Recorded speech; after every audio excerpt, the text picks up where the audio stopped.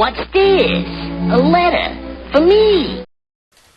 Welcome to another episode of Remember the Great Sports Through the Mail Thursdays. Today I'm going to profile 3 recent returns that I just got back in the mail from some professional athletes and talk about their career accomplishments. So this first one, we'll jump right into this. It is a football return from Albany, New York, and it is a return from former wide receiver of the Miami Dolphins, Jim Crash Jensen, on 3 cards.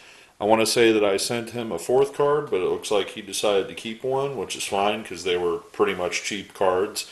You know, they were all from that junk wax era, so it's not like I had anything too expensive that I sent him. So let me tell you about Jim Crash Jensen and his career in football. Just to clear things up, this Jim Jensen is considered the wide receiver or running back Jim Jensen, not to be confused with the 1970s Jim Jensen, who primarily played for the Denver Broncos and the Dallas Cowboys. This Jim Jensen grew up in Pennsylvania, and he later went on to play his college football at Boston University. Well, Jim was a quarterback originally, standing at 6'4", 215 pounds, both in high school and in college. Jim was selected in the 1981 draft in the 11th round, 291st overall by the Miami Dolphins. His first couple of years in the league, Jim didn't even play quarterback. He converted to a backup fullback position and primarily was used on special teams. By his 3rd season in 1983, the Dolphins decided to draft another quarterback that a lot of people know about, and Jensen transferred to becoming a wide receiver that year. Well, he wasn't a starter at that point, and he primarily again stayed on the special team side of things, but he appeared in 16 games in 1983 as a target from Dan Marino. Jim had to find his place on the team, and he more or less became a human Swiss Army knife, with a knack of making tackles on punt and kickoff coverages and converting 3rd down opportunities as a running back, as well as being a favorite receiver for Dan Marino. He was so popular with the Spanish-speaking community in Miami, he was nicknamed and dubbed the Thousand Uses, or El Mil Usos, in Spanish due to his versatility, along with being called Crash.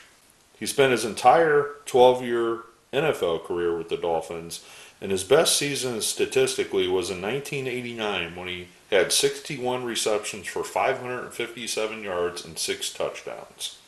Over his 12-year NFL career, Jensen had 229 receptions, 2,171 yards, and 19 touchdowns, appearing in 164 games. And uniquely, he also passed for 2 touchdowns in his career, and in 1989 he caught Dan Marino's 200th career touchdown pass.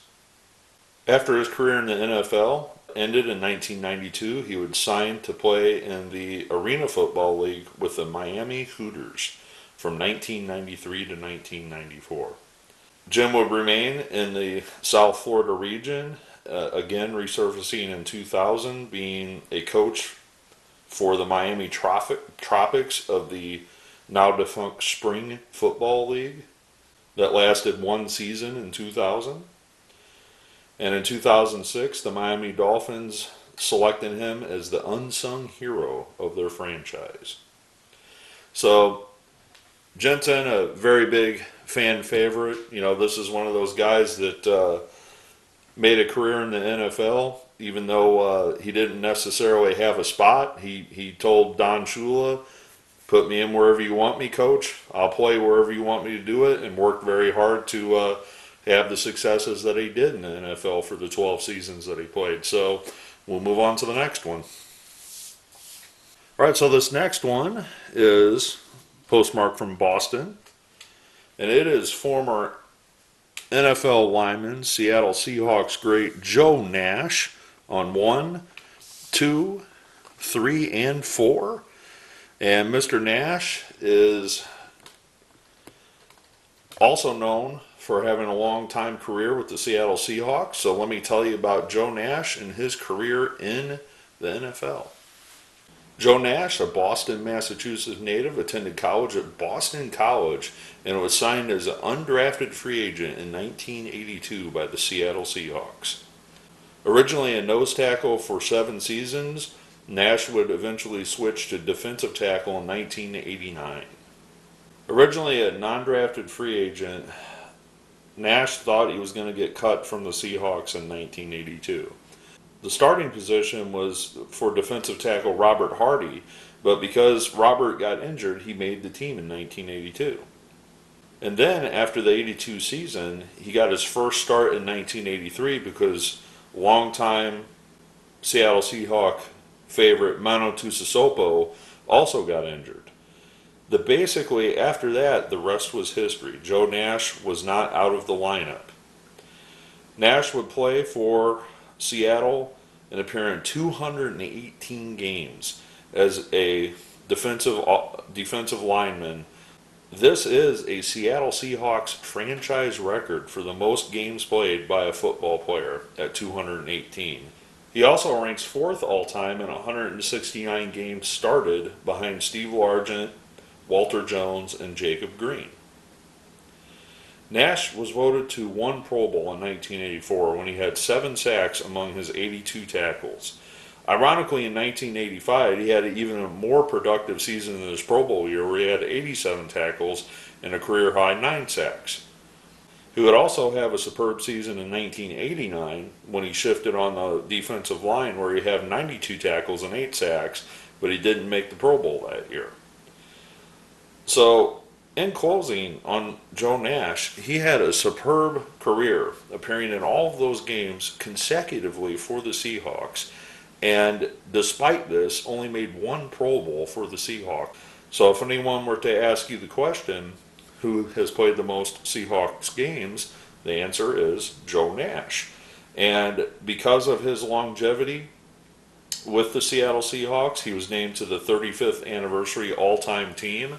I would imagine when the 50th anniversary rolls around, he'll probably be on the all-time team as well when the 50th anniversary of the Seahawks rolls around as well. So thank you, Mr. Nash. We'll move on to the next one.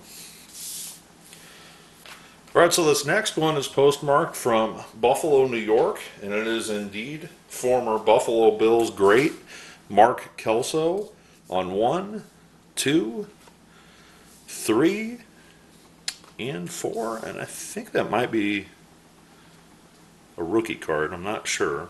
I'd have to check into that, but there's a lot of stuff going on with his autograph on here, as you can see, but if you can see, he actually writes, "God bless you, Mark Kelso," and his number. So there's a lot of stuff going on with his signature because of his handwriting, and I thought it was kind of funny because he actually wrote "God bless you" on the 4-player card here as well, and you would think that he wouldn't inscribe the 4-player card because there's just such a little room, to get the signature on there. So hopefully maybe we can get a couple of these other guys to sign this. I don't know the signing habits of, Keith Bostic, Mike Pryor, or Barry Wilburn, but this will look really nice if I can get a few more guys to sign that multiplayer card, because you guys know how I love collecting those. So let me tell you about Mark Kelso and his contributions to football. Mark Kelso, a Pennsylvania native, attended college at William and Mary, located in Williamsburg, Virginia.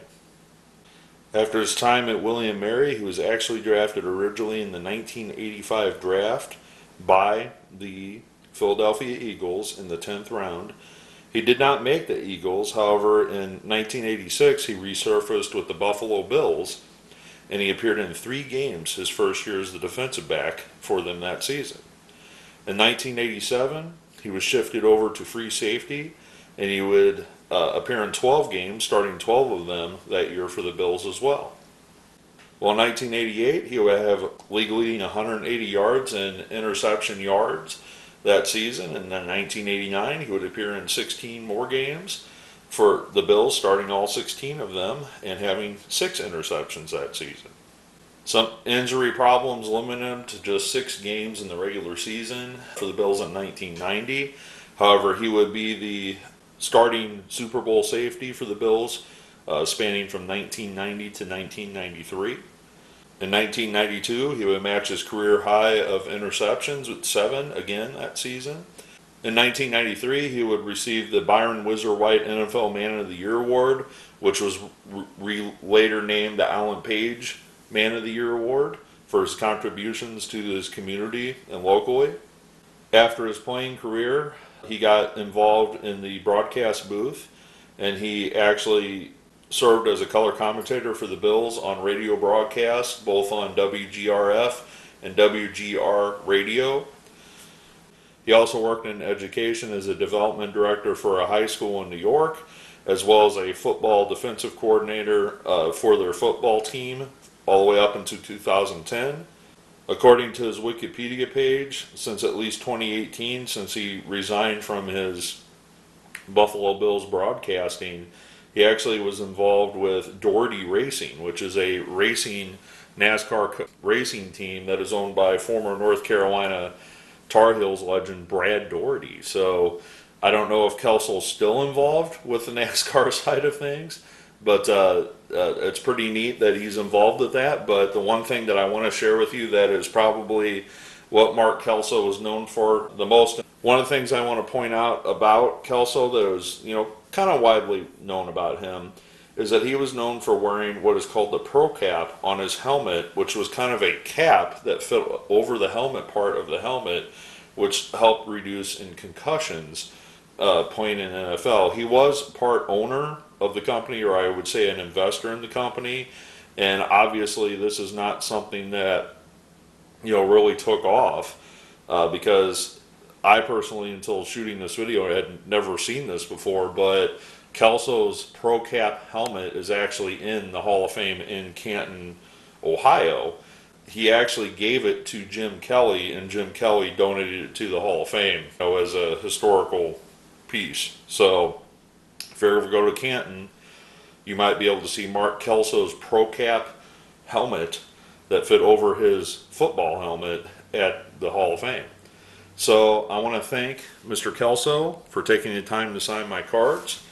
Like I said, hopefully maybe I can get a couple of these other guys to sign here. I also want to thank Mr. Joe Nash for signing. I also want to thank Mr. Jim Crash Jensen for signing his cards as well. I hope you learned a little bit about some NFL players that had to work really, really hard to get to the NFL. All three of these guys share in common, they were not well-known draft picks. These were not first overall picks. They were either really low round draft picks or they were free agents. And, these guys had to work really hard for what they accomplished in the NFL. And I just think it's amazing that Joe Nash, somebody that basically wasn't even given a chance, happened to have the opportunities due to some injuries of the full-time players, and the guy seized the moment and had the longest tenure of any other Seattle Seahawk. So let me know what you think in the comments below. Look forward to your comments below, and as always, happy collecting.